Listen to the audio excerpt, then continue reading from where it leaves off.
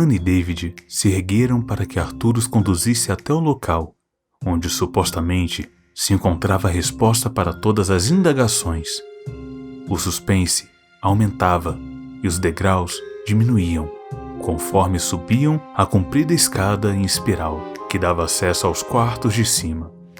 Nesse espaço de tempo, as palavras começaram a sair da boca do já recomposto Arthur. Ele está conosco desde que foi trazido por Margaret.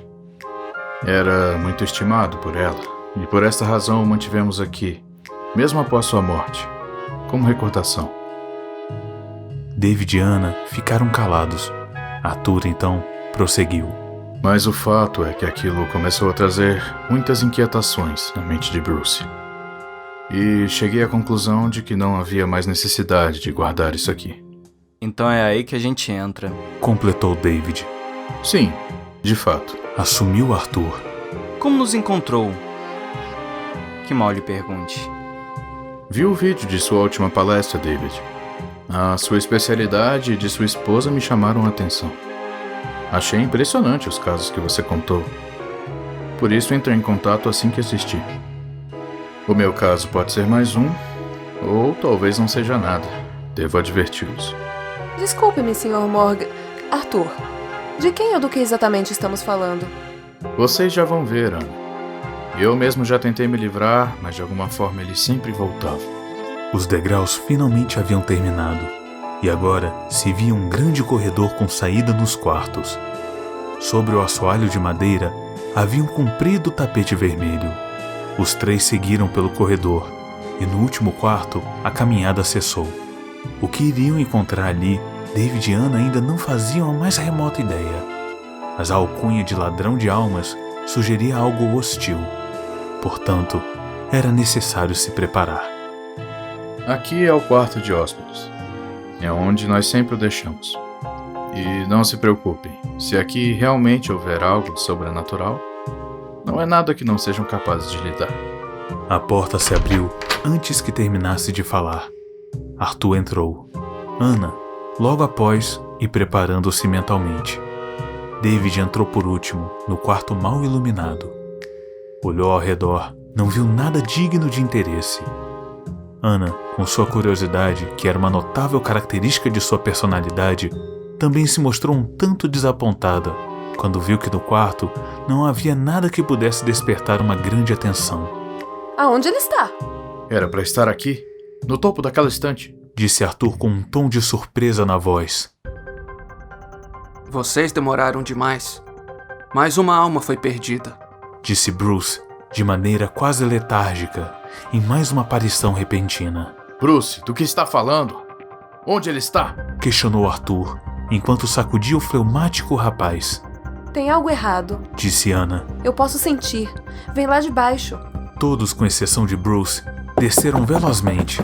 O primeiro incidente que David e Ana viriam a presenciar naquela noite era uma prova de que algo maligno estava agindo naquela casa, e era preciso enfrentar o que estava por vir com extrema cautela.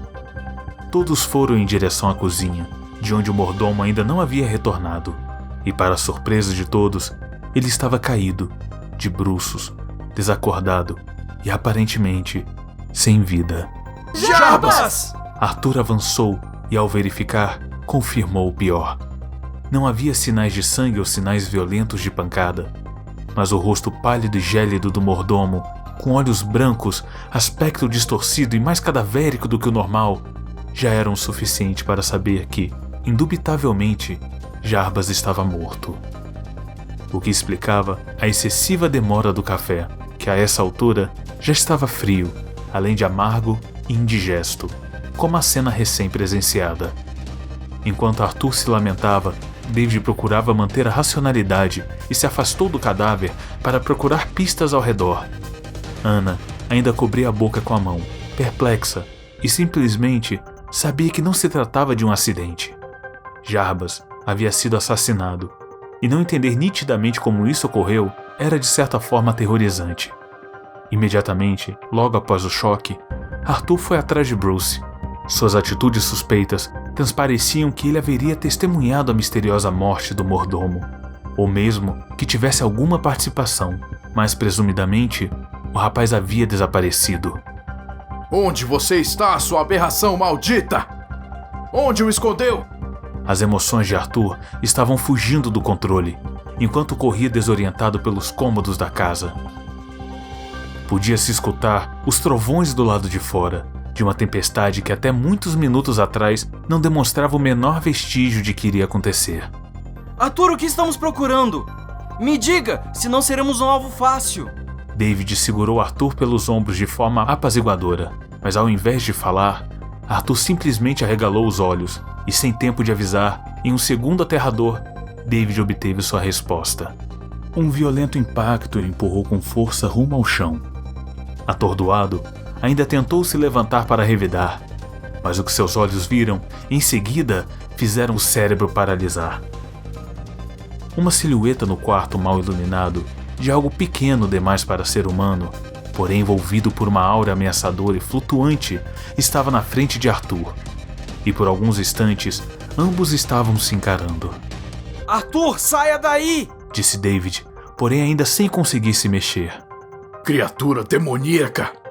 O que você quer de mim? Arthur percebeu que o que guardava no topo da estante do quarto de hóspedes por anos, e até então se mostrava inofensivo, era a pura materialização do rancor. O que Bruce havia dito por todo esse tempo era verdade. Estava se mexendo, e mesmo que parecesse impossível, o que veio à tona em sua mente era que um espírito maligno realmente havia se apoderado de um objeto. Mas inesperadamente, o toca-discos começou a tocar uma música instrumental familiar para Arthur. E a melodia, que em outro contexto seria alegre e inspiradora, se tornaria lúgubre e horripilante naquele momento.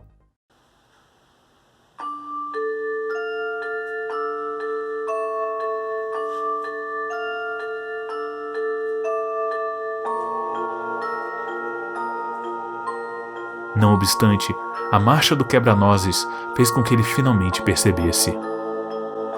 Frankie, então era mesmo você? Sua alma agora será minha. Adeus, papai. A criatura de olhos vermelhos, roupa natalina e corpo de madeira, com um único movimento, abriu a boca, na intenção de sugar toda a energia vital de Arthur.